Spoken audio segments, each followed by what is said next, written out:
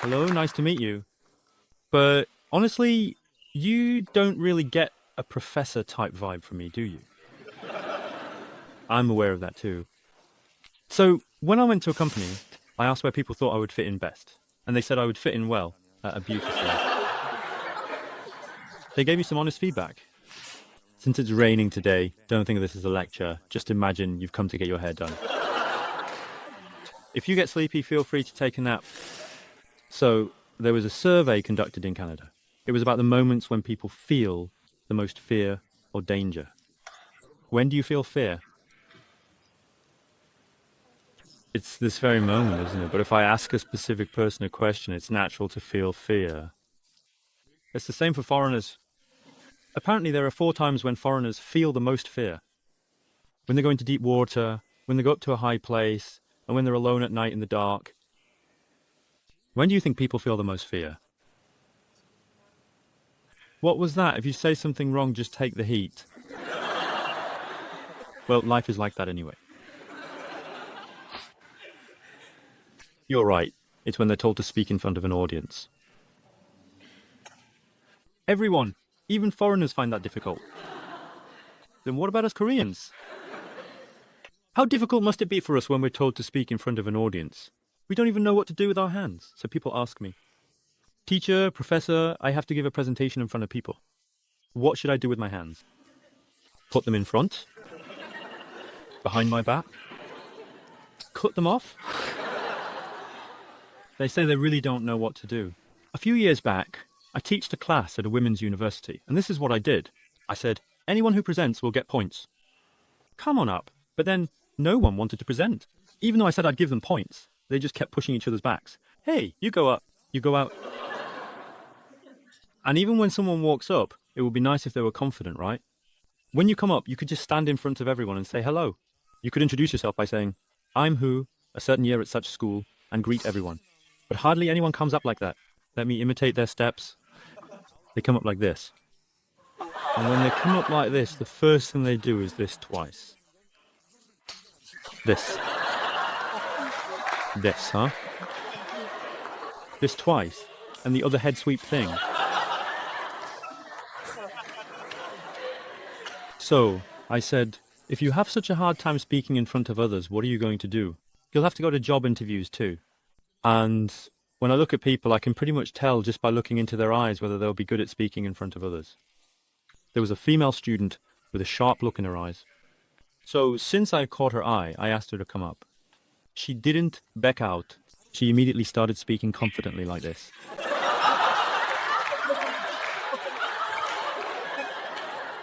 Even her walk was impressive. She walked like this. She already knew how to greet properly. Just like that, the other students couldn't say a word. Then suddenly, this female student said, "Hello, I am the president of the 17th Women's Student Council, together with the nation!" But when I asked her to talk about her life, she started saying things like independence and peace, reunification, and even said she'd occupy the president's office, while the students kept roasting her, calling her mad. From what I see, it comes down to just 2 things. Some people are too disorderly while others are too rigid. So I think being free within order is the best form of human communication. Don't you agree? Being free within order is the same as being in a relationship. Even when a man is dating a woman, he has to make some kind of offer. You know, there are guys who lack leadership when it comes to deciding what to eat. What do you want to eat? Anything? Anything? Just anything. Anything. Guys like this are really not attractive at all. Shouldn't you just make a decision? Hey, what do you want to eat? Do you like Italian? Do you like French? I like triangle kimbap. You like it too? Do you want a banana-flavored milk too? And instead of just opening it normally, if you pop it open with your thumb, like this, it really makes her think, wow, this guy has leadership. So I think people communicate best when they are free within order.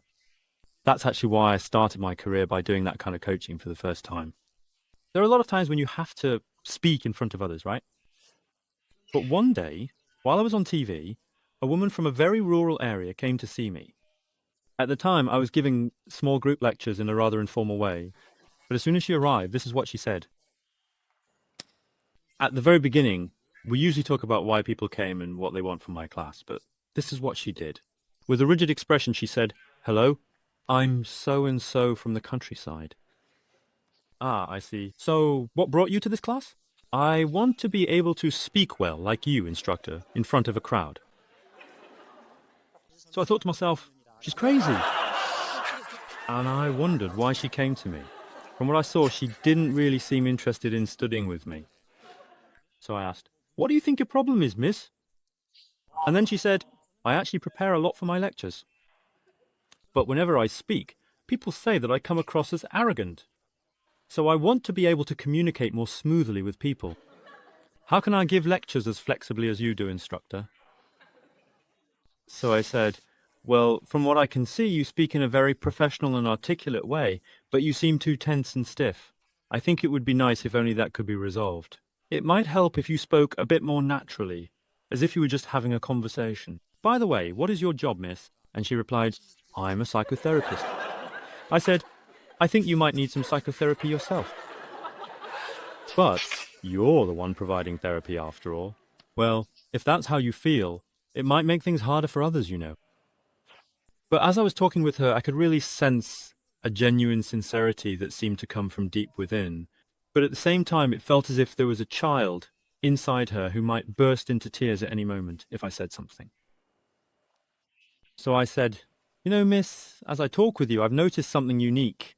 Whenever I say something, it feels like you might start crying right away. And you're so tense and stiff, miss. If you could just loosen up, I think you'd be able to blend professionalism and humanism perfectly. I call that marbling in my own terms. It's beef. Triple A beef." But then that person said, "I understood." After that, a few weeks went on, and when it was finally her turn to give a speech, she said this: "Today, I want to share something I haven't even told my husband. Actually, there's a 12-year-old child inside me." The 5 or 6 people there were wondering what she meant by that. While she was trying to continue, just to clarify, I'm not saying this about myself, I'm just reenacting the situation. Anyway, so when I was young, I lived in Seoul. It was in the Jamsil area. But when I was 12 and my younger brother was 9, I had a dream while I was sleeping. But in the dream, a ghost started chasing me. So I couldn't tell if it was reality or a dream, and I suddenly jumped up, ran out of the house, and started running toward the Han River. But then, my mom saw her daughter suddenly get up from sleep and run out of the house, so she chased after me. Since I was being chased by the ghost, I ended up falling into the Han River.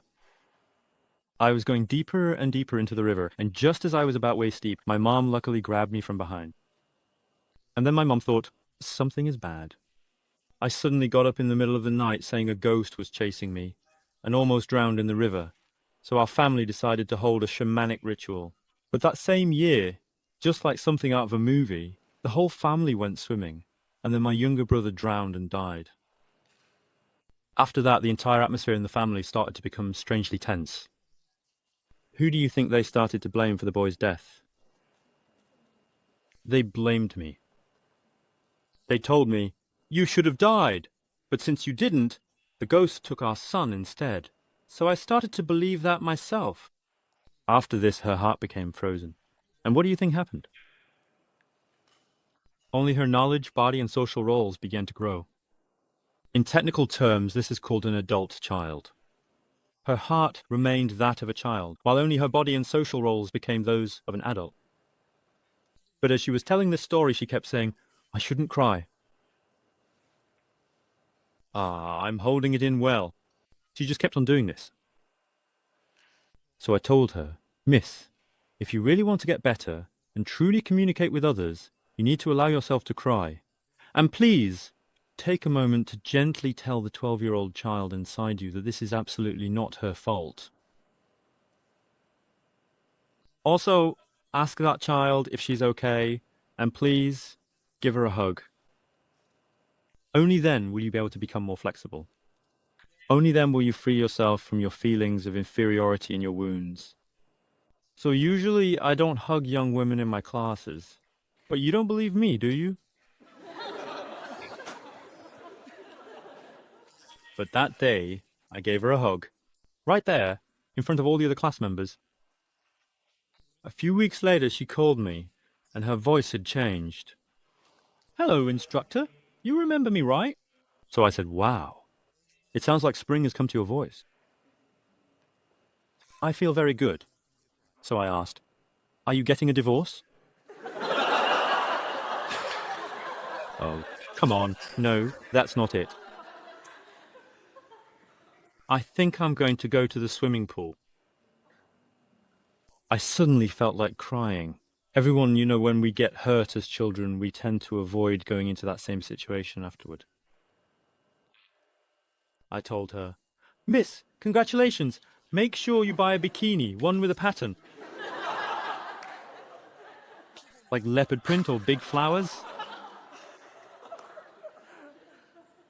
Congratulations. Instructor, I don't bring it up on purpose anymore, but if necessary, I do talk about my younger sibling in my class. Thank you. It was something I already knew, but thank you for helping me overcome it.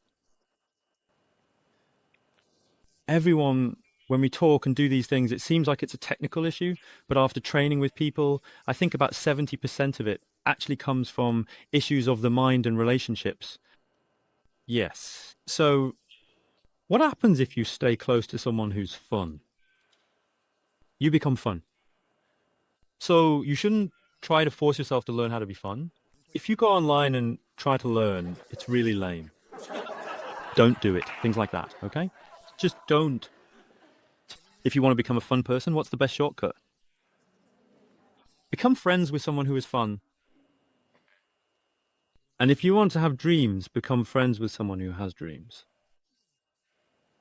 And if you want your heart to race, become friends with people who are living lives that make their hearts race right now. When people like someone, there's a tendency to imitate them. Strangely enough, that's an ability we all have, even without being taught. So one reason I think the future of career is bright is because are the people sitting in the front row here college or high school students? Middle school. Middle school students? Incredible. I'm really surprised. Your mum must be a really great cook. All right, look here. I think that listening to these stories from middle school is the future of career. Let's give a round of applause.